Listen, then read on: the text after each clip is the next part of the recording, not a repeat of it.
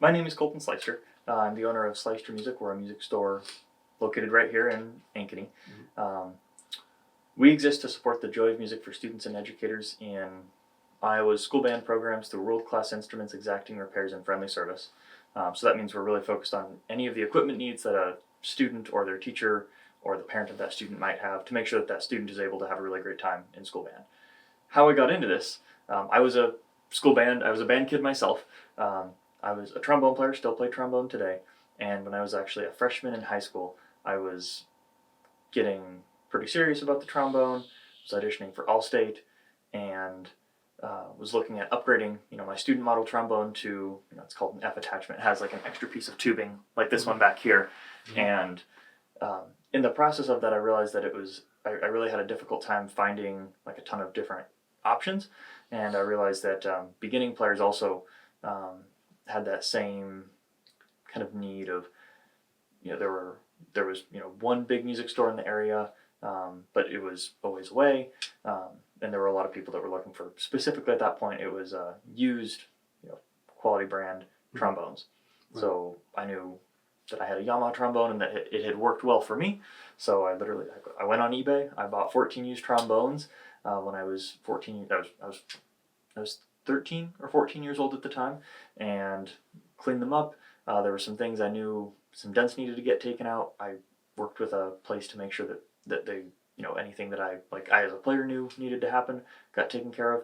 And then I sold them on Craigslist, and I made some good money for a high school student. And then I lather, rinse, repeat, and now we're a full service music store at least in the school band area. So brass instruments, woodwind instruments, everything from student models through professional grade instruments, repairs from beginners through, like Iowa State University. We get to work with a lot of their repairs on their marching band. So that's kind of how I got into it. I've always kind of had an entrepreneurial itch. And my father's he's a serial entrepreneur himself. So we're actually business partners in this today, but he really encouraged me to, pursue it. And so that's how I kind of got into it. Nice. Yeah. Oh. What services do you offer specifically here? So, in terms of products, it's going to be the instruments and accessories that are used in a school band setting. So obviously you can even see in this room, we have trombones, trumpets, clarinets, flutes, saxophones, oboes, bassoons, bass clarinets, baritones, euphoniums, French horns, tubas. So all the, any brass or woodwind instrument that might be found in a school band setting, we either stock or, we're like a Yamaha and buffet trombone dealer. So we have those instruments that we can, order on as needed as well. And then also the accessories for those. So for the, woodwind instruments, we carry the reeds.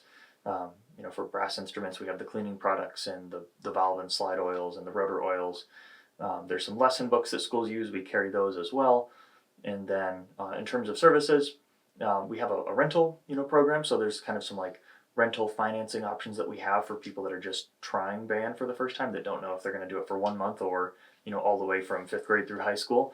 And then also repairs is a big thing too, because, kind of like cars, they need maintenance in order to work properly and, have a long and functional, healthy life. Yeah. So we have a repair department with, right now there's 6 people in it that do, everything from, cleaning a brass instrument to totally doing a repad on a piccolo. Repairs and the instruments themselves. Yeah. Okay. Yeah. Awesome. What is your most popular product? Probably the most important product for us is like the beginning band instrument rental, because that allows someone to go from having never played an instrument before. They have in our area, usually in 5th or 6th grade, they have the opportunity, students do in schools, to join school band, but most of the time they're going to need to get their own instrument. So we get to take like the rental. And most of the time they don't know if they're kind of trying it out. So maybe they'll do this for a year, maybe they'll do it forever. But the important part for us is that we let them have a really successful time trying it out, seeing if it's for them, seeing if they like it. For me, I didn't really know. I was kind of on the fence. Had to be like kind of strongly encouraged by my parents to do the trombone for the first year, and I loved it. And I'm still in the music field today, even you know, 15 years later, I've played trombone for the majority of my life, and that's because I had the opportunity to have an instrument that worked really well, and enabled me to focus on just learning the trombone when I started. And so with the rentals, we um, that's kind of a lot of people's introduction, their first instrument. Um, Yeah. so that I'd say that's like the most important, emotionally meaningful. The most popular instrument of those is clarinet, just because there's the most of those in Yeah. a school band setting. But clarinet, trumpet, trombone, flute, and alto saxophone are what most of the time people will start on. Some people start on some percussion stuff too, but I'd say the brass and woodwind is what we do best. Yeah. All right. Awesome. Now, how do you normally advertise your products and services? How do you get people over here to your business? Yeah, so we do have some, like obviously, having a good website and a web presence is important. And then also, we try to work directly with the schools a lot of times. So, kind of what what a beginning band student's experience looks like is they're like, schools tells them, hey, you're going to be in this year. If you'd like to play trombone, you can do so. And then they oftentimes will recommend some places, some local music stores that the school trusts. And so, not necessarily advertising per se, but making sure that the schools know that we exist, that we're really here to cater to what they're doing as a band program, is that's how we maybe like market ourselves. And then sometimes we'll provide our information that they can then forward on to their families. Different people do it different ways, but we don't run a ton of ads. But we've tried things in the past. We've tried Google, tried direct mail, but what we found works best is kind of word of mouth. Yeah. Because it's with getting an instrument, it needs to be somewhere that you trust, and Right. a lot of people I think are kind of skeptical of advertisements, but they'll if their friend who has a child that's a year ahead of them says, hey, we use Sleister music and it was great, they'll probably give us a shot. Exactly right. Yeah, that makes sense. So, a few interesting things that have happened here recently. A lot of like our industry that we're in, school band is a pretty mature industry, so there's not a ton of new companies, new repair shops or new places that sell and rent instruments, like in a brick and mortar local service setting, that are like being made. So we're kind of like a newer company in a pretty established industry. So that's kind of interesting. It means we do some things differently just because we don't have the history, and so we've had to figure out how to do things from the ground up, without for better or for worse having the legacy of, hey, here's how we've done it for 60 years. A lot of music stores will it'll be pretty if you look different places, you'll see like founder's name music. So with us, it's Sleister Music. That's my last name. But there's in Iowa, there's other places like West Music. Started by a guy with last name West. Riemann Music started by a guy last name Riemann. And that was a long time ago that happened. And then in most of the cases, it's still the families that run it. So with us, you were kind of a newcomer to that. Things go well. It'd be cool if maybe someday my kids, I don't have kids right now, but if I have kids and they want to be involved in the business, that'd be fun. And like a lot of the companies are pretty family run, family owned. It's not a huge there's not a ton of big chains, and so it's interesting getting to be with the community that I was went through as a band student, that I helped shape kind of who I am, some of the passions I have, and it's going pretty well for us right now, and we're hoping that it continues to go that way. And last year, actually in 2024, we opened a new wing of the building. That part, the repair shop that I was showing you, that's actually we built that. That was like a field 4 years ago. Wow. And so we added that new wing of the building because we realized we were going to need more space, especially for the repairs and the storage of instruments. So those are some interesting things Yeah. I hope. At least it's Yeah. interesting to me. Is that part right there? That wasn't there? Yeah, no, that was Wow. not there. Yeah, so this building actually was built in the 1970s as a Mercy hospital, and after that it was owned by a pediatrician for a while, and there were some chiropractors that leased some space there too. And then in 2021, we bought the building, and we're here. There's some other tenants in like other suites of the building, but we're in kind of the middle part, in the back. Oh, wow. Yeah. All right.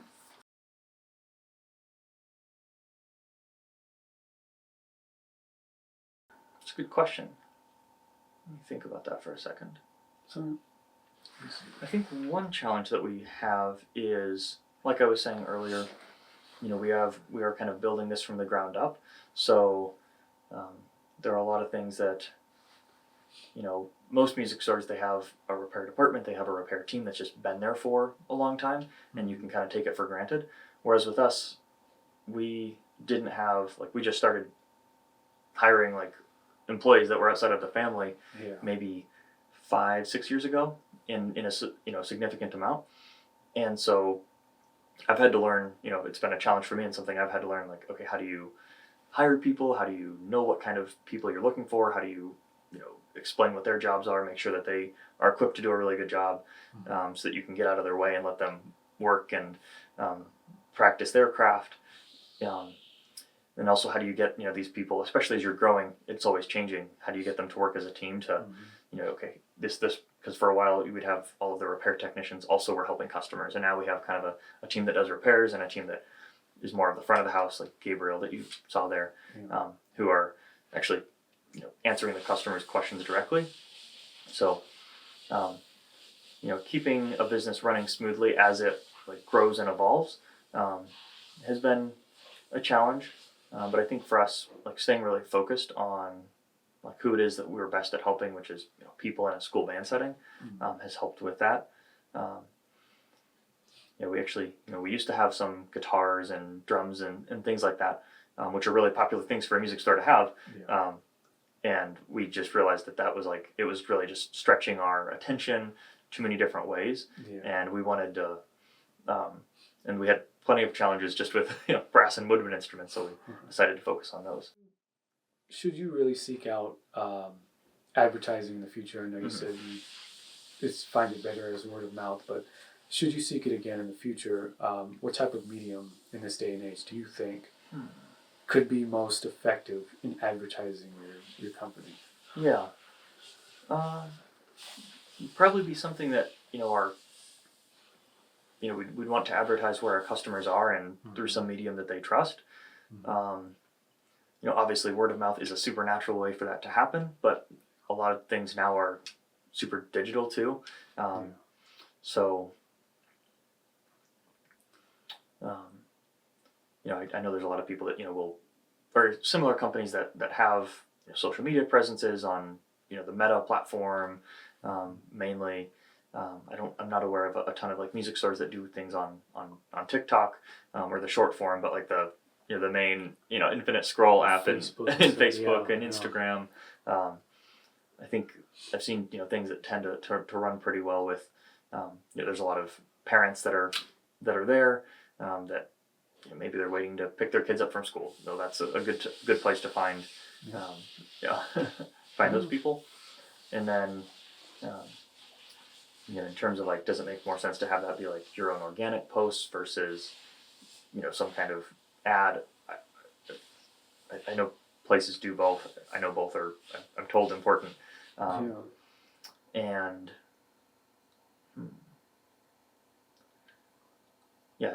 if I were to be I'd probably start there, because that's kind of, I think, when you say, hey, I want to advertise, that's usually what I hear of, you should try this first. This is kind of the most popular way of advertising now. All right. But not an expert, so your mileage may vary. Right. So I think that's pretty much, all the questions I have. I know we are a little bit on time. But here's another one. What's a typical day like working here, like for you personally, I guess? Okay. What's it like? Yeah. So for me in the mornings, I start out, we have some morning huddles where I'll talk to, our front of the house team and see, okay, how are people doing? What things what are the wins? What things should we just be celebrating? Because we have those. Obviously, every day there's going to be, maybe some problem of, hey, we had some confusion. We need to reach out to this person and clarify something, or we have an instrument that we need to pick up from this school. There's all just the business as usual stuff. But there's also things where it's like, hey, this person came in and they tried out a new French horn and we helped them. They got the tuner out. They did all the things right and they had a really good experience. Let's just take a moment and celebrate that. So do that. Figure out what things were what are our priorities for the day, and then if there's anything where there's confusion, frustration, roadblocks in getting those done, things that we need help with or we need to collaborate on, doing those. And then I do the same thing with the repair team as well, and that's just a way to kind of front load whatever things we need to, conversations we need to have, figuring out who's working on what, if there's anything that needs to get clarified, doing that right away. And then beyond that, every day is really different. Some days I'll be going and talking to schools. Others, being a small business owner, I might be doing something with the IT, or I might be doing something with hiring. Really varies. Yeah. Right. Yeah. All right. Let's see how much time we got left here. Oh wow, a few minutes. Yeah. So I guess we can wrap this up. Here's I guess a bonus question. What's the most expensive instrument you have here in stock? Right now, the most expensive instrument we have in stock. It's a good question. It's probably. Actually, I don't know if it's even. Probably that one. It's probably either a bass trombone or a baritone saxophone. Those are, or a tuba.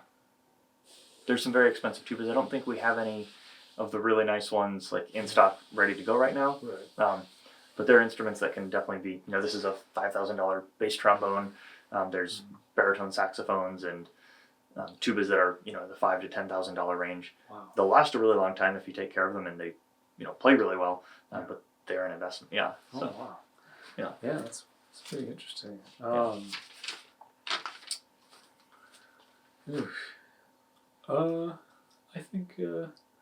think those are all the questions that I have for you. Cool.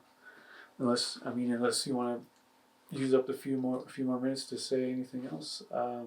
Yeah, I appreciate the chance to kind of share about my life and the business here, and hope this works out well for you. And appreciate you reaching out. Yeah, and I thank you too for Yeah. agreeing to this. Yeah.